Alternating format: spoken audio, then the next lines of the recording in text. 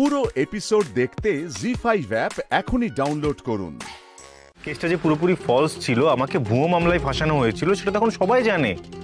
Even পুলিশও এটা confirm করেছে যে আমাকে মিথ্যে মামলায় ফাঁসানো হয়েছিল। দেখো ঈশান, এসব খবর যত দ্রুত দাবানলের মতো ছড়ায়, মিটতে কিন্তু তার চেয়ে ঢের বেশি সময় লাগে। অধৈর্য হয়েও না, আর কটা দিন সময় দাও, তারপর জয়েন করো। ঠিক আছে স্যার, আমি ছাড়ছি।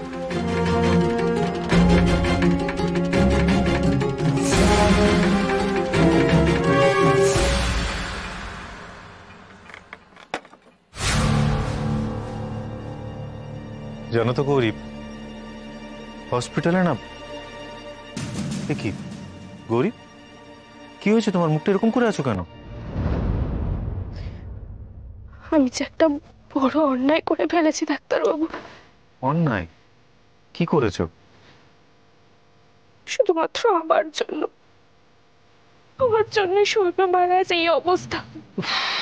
গৌরী, তুমি কি কোনোদিনও শুধরাবে না? তোমাকে আমি এত করে বোঝাই, তুমি সে তো বুঝবে না, উল্টা আবার বোকার মতন কথা বল। তুমি একটা কথা বললে আর কারোর শরীর খারাপ হয়ে গেল, এটা কখনো হয় গৌরী? তোমাকে তো সকালবেলাতেই বললাম, মানুষের তখনই শরীর খারাপ হয় যখন তার শরীরের কিছু ফাংশন ঠিকভাবে কাজ করে না, তোমার কথার জন্য নয়। এইসব ভুলভাল ভাবাটা এবার বন্ধ করো তো। কেন ভাববো না বলো তো ডাক্তারবাবু? ছোট ঠাকুর অবস্থা যে চোখে দেখা যাচ্ছে না গো।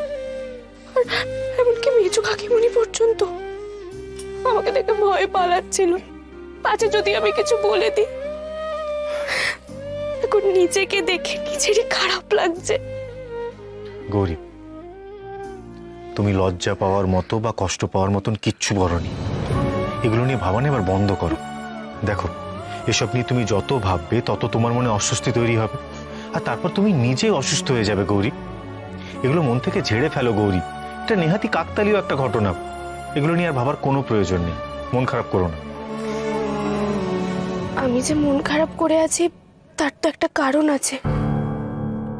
কিন্তু তোমার কি হয়েছে বলো তো ডাক্তারবাবু? তোমার মুখ দেখে মনে হচ্ছে তোমার মনও ভালো নেই।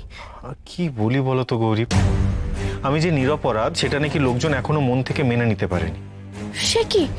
এ আবার কি কথা? ডক্টর ঘোষ বললেন যে এই পুরো ব্যাপারটা যখন লোকজন একদম ভুলে যাবে, তারপর থেকে আমি নাকি হসপিটালে জয়েন করতে পারবো। একজন ডক্টর হিসেবে পেশেন্টের ট্রিটমেন্ট করতে না পারাটা যে কতটা যন্ত্রণার, সেটা আমি এদের কি করে বোঝাবো বলো তো? তুমি চিন্তা করো না গো ডাক্তারবাবু, এই যন্ত্রণা আমি তোমাকে কিছুতেই পেতে দেব না। দেখবে কাল সকালে চেম্বার খুললে আবার রোগীতে ভরে যাবে গো। তোমার মতো প্রায় বিনা পয়সায় রোগী দেখা এত বড় ডাক্তার আর কে আছে? রোগী আসবেই আসবে ডাক্তারবাবু।